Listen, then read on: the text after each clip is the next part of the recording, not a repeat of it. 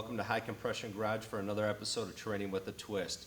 Today we're going to be doing an oil change. I'm going to be going through various oil filters, oils, tools, and how to properly drain the oil and insert new oil with a few tips and tricks here along the way. So I'll start with a few basic tools that you need for an oil change on your V-twin motorcycle. Our typical tools you'll be using during an oil change are a drain pan, which obviously you're going to be draining your oil into, a funnel, which you'll be applying your new oil filter into your oil tank and bag with this, and this one has a screen which prevents anything from the outside coming in and going into your oil tank. We have an 11/16 combination wrench for all filters that have the bolt on the back, and then we also have the oil filter wrench for anything that may need it that doesn't have the bolt on the outside. There are different kinds of oil filters and oils. Right here we have the K&N black short filter. This one you can see has the nut on the outside, which is much easier to remove and install at the same time. We have a chrome oil filter as well with the nut on the outside. And then we have the chrome long oil filter and then the nut on the outside, which all these do come in black and chrome from K&N.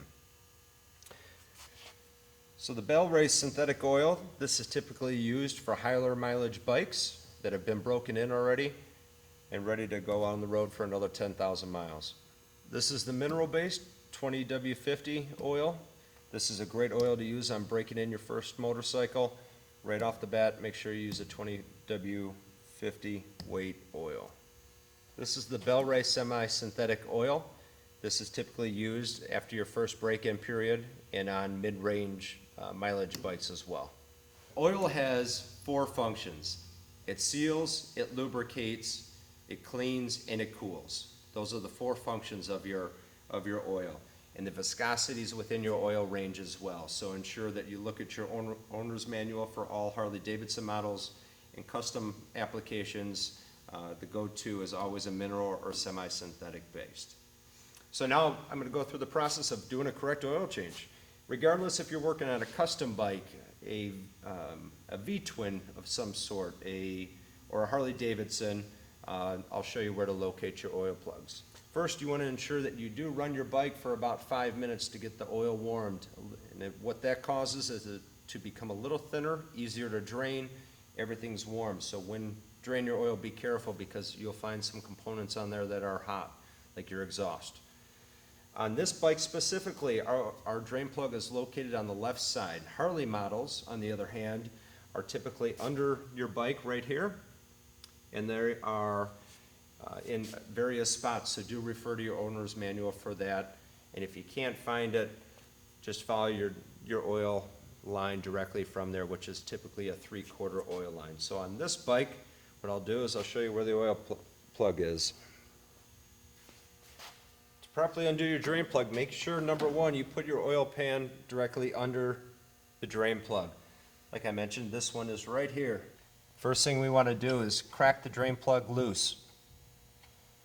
The remainder of it we can do by hand. Pull your drain plug all the way out, and we want to inspect the drain plug's oil.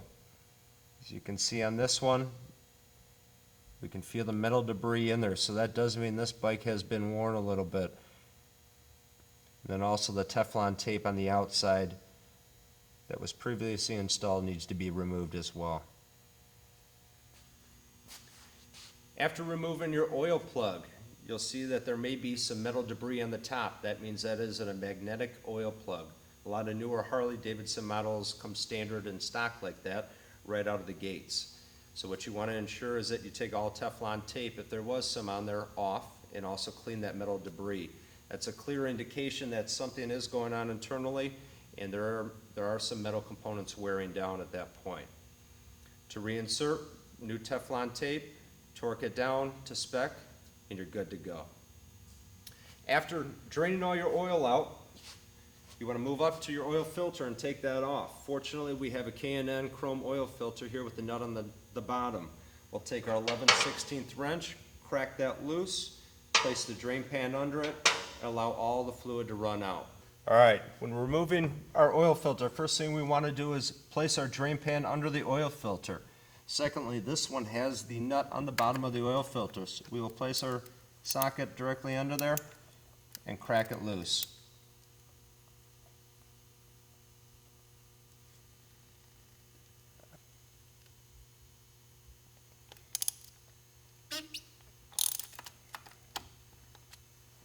After cracking it loose, we can take it by hand, completely unscrew it. And this is where we're going to want to examine the oil and the seal itself. Now that we have our original oil filter removed, we're going to be inserting this new K&N short chrome oil filter. As I mentioned before, we want to fill this up about halfway just to get oil already in our oil filter. Right about there. And you'll notice that I put a little bit extra on the side here.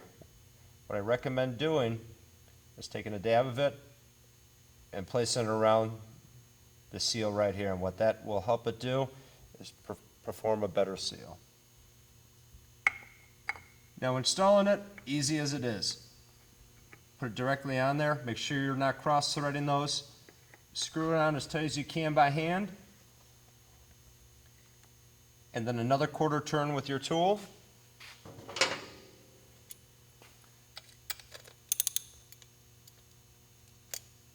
And it's snug. Now with installing your oil filter, ensure that you do not cross thread and it is properly threading on. Now that we've inserted our drain plug, secured our new oil filter on, we need to locate the filler cap for our oil tank. This is where you use your funnel in your new oil and add up to almost 4 quarts of oil depending on your year, make, and model. So do reference your owner's manual in this one.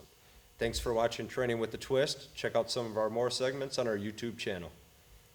Make sure to follow us on Facebook, Twitter, and Instagram at High Comp Garage.